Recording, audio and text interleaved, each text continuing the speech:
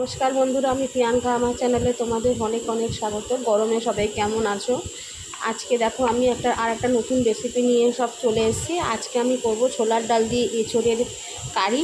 সেটা করতে তোমার লাগছে, এখানে ছোলার ডাল নিয়ে নিয়েছি আমি, এখানে আমি একটা এঁচোড় নিয়ে নিয়েছি, আর এখানে নিয়েছি তোমার কাঁচা লঙ্কা, টমেটো, পেঁয়াজ, আদা কুচোনো, রসুন কুচোনো। সবার প্রথমে আমাকে ছোলার ডালটাকে সেদ্ধ করে নিতে হবে। এঁচোড়টাকে সেদ্ধ করে নিয়েছি। এঁচোড়টা এত সুন্দর সেদ্ধ হয়েছে, দেখো গলে গেল, দেখলে এঁচোড়টা কিন্তু সুন্দর সেদ্ধ হয়েছে, টুক করে ভেঙে যাচ্ছে দেখো। তাহলে চলো এবার আমরা ডালটাকে সেদ্ধ করে নেব। এখানে আমরা ছোলার ডালটাকেও সেদ্ধ করে নিয়েছি। এবার আমরা দেখতে থাকি ছোলার ডালটাকে। দেখো ছোলার ডালটা কিন্তু আমাদের ভালো সেদ্ধ হয়ে গেছে। চলো দেখতে থাকো। তাহলে এখানে আমরা কড়াই বসিয়ে নিয়েছি। এবার কড়াইটার মধ্যে আমরা তেল দিয়ে দেবো। তেল দিয়ে দিচ্ছি, কড়াইটা জলটা মরে গেছে। এবার তেল দিয়ে দিচ্ছি। দেখো এতটা পরিমাণে তেল দিলাম। এবার তেলটা আমরা একটু গরম হতে দেবো। আমাদের গরম হয়ে গেছে। এবার দিয়ে দেবো পেঁয়াজ কুচো,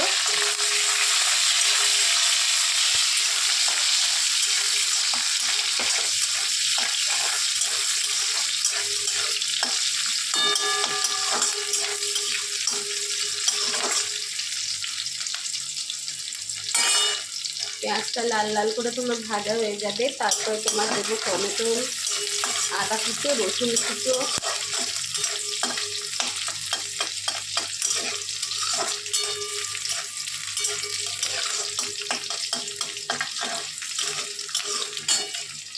এবার দিয়ে দিচ্ছে আদা রসুন কুচো,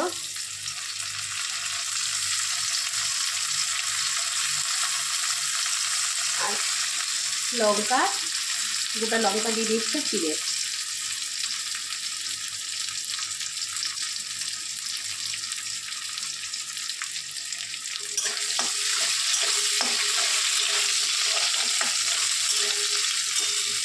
এবার দিয়ে দেবে টমেটো কুচো।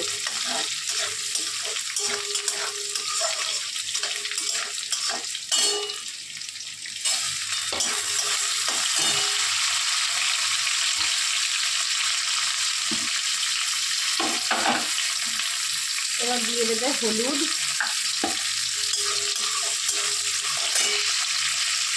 গুঁড়ো, আর দেবে নুন।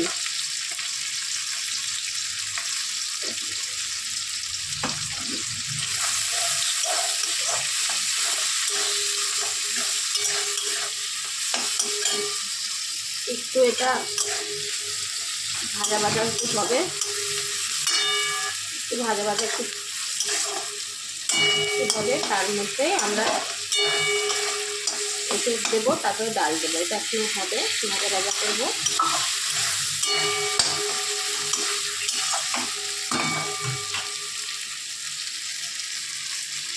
এঁচোড়টাকে দিয়ে দেবো। এঁচোড়টা কিন্তু ভালো মতন সেদ্ধ করে নেবে। ভালো মতন সেদ্ধ না করলে কিন্তু ডালটা ভালো লাগবে না। দেখো আমাদের কতটা সুন্দর এঁচোড়টা সেদ্ধ হয়েছে। হ্যাঁ, তোমাদের দেখাচ্ছি।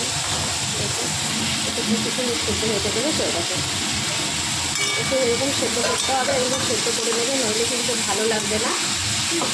একটু নেড়ে নেবো,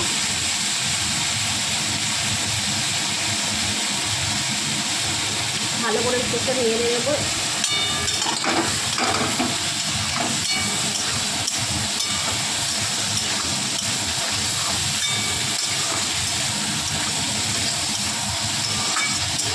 এর মধ্যে কিন্তু অন্য কোনো মশলা যাবে না, তোমার এটাই যাবে।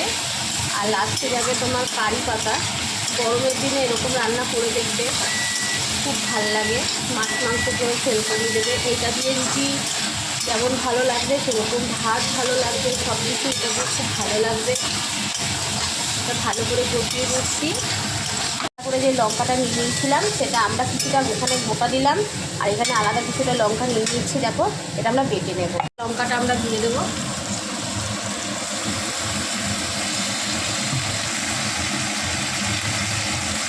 এবার একটু ভালো করে কষিয়ে নেবো আরও দুবার। যতক্ষণ না এটা তেল থাকে ততক্ষণ এটাকে কষাতে হবে। এবার আমরা ছোলার ডালটা দিয়ে দেবো, ভালো করে নেড়ে নিচ্ছি।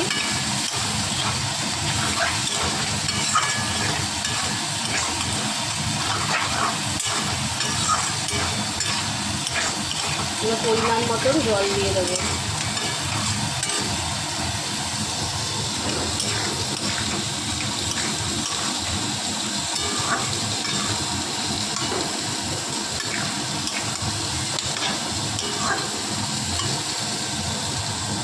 জল দিয়ে দিচ্ছি এখানে পরিমাণ মতো। এবার এটা কিছুক্ষণ ফুটতে দেবো। পরিমাণে চিনি দিয়ে দেবো, বেশি দেবো না, বেশি হলে মিষ্টি মিষ্টি হয়ে যাবে। অল্প চিনি দিয়ে দিলাম।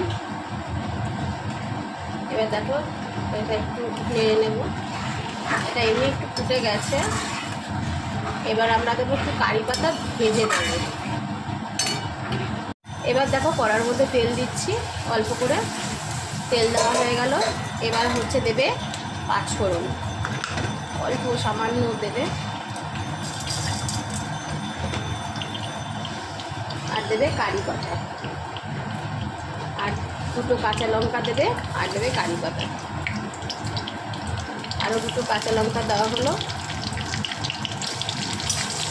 আচ্ছা, এখানে আমরা পাঁচফোড়ন দিচ্ছি, তোমরা এখানে পাঁচফোড়নের বদলে জিরে দিতে পারো, কালো জিরে দিতে পারো, ঠিক আছে? জিরেও দিতে পারো, কালো জিরে না দিলেও জিরে দিতে পারো।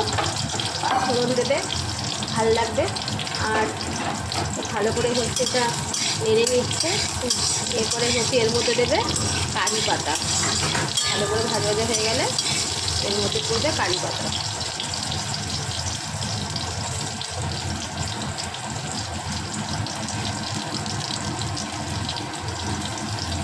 এর মধ্যে দেওয়া হচ্ছে কারি পাতা।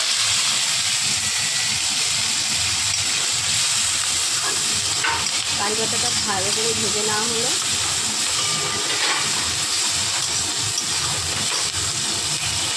তোমরা এখানে ঘিও অ্যাড করতে পারো, আমরা এখানে ঘি দিচ্ছি না, এত গরম বলে, কিন্তু ঘিও দিতে পারো।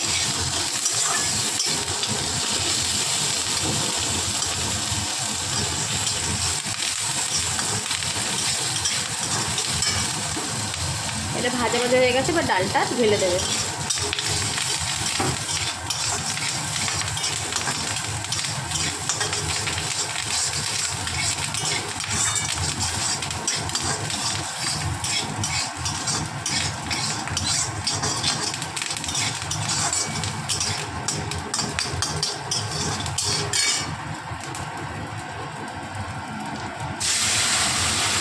ডালটা সব কিন্তু ঢেলে দিব। দেখো এবার ডালটা ঢেলে দিয়ে একটু ফুটতে দেবো।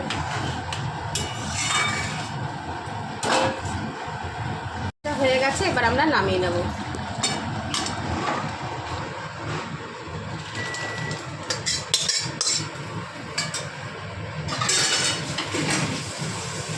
বন্ধুরা, আমার এই ছোলার ডাল দিয়ে এঁচোড় কারি রেসিপিটা তোমাদের কেমন লাগলো তোমরা অবশ্যই আমাকে কমেন্ট করে জানাবে। আর আমাকে যদি ভালোবেসে থাকো তাহলে অবশ্যই ইউটিউব থেকে দেখলে সাবস্ক্রাইব করবে আর কমেন্ট করতে ভুলবে না। আর এরকম নতুন নতুন আরও রেসিপি পেতে আমাকে প্লিজ হচ্ছে সাবস্ক্রাইব করো। টাটা।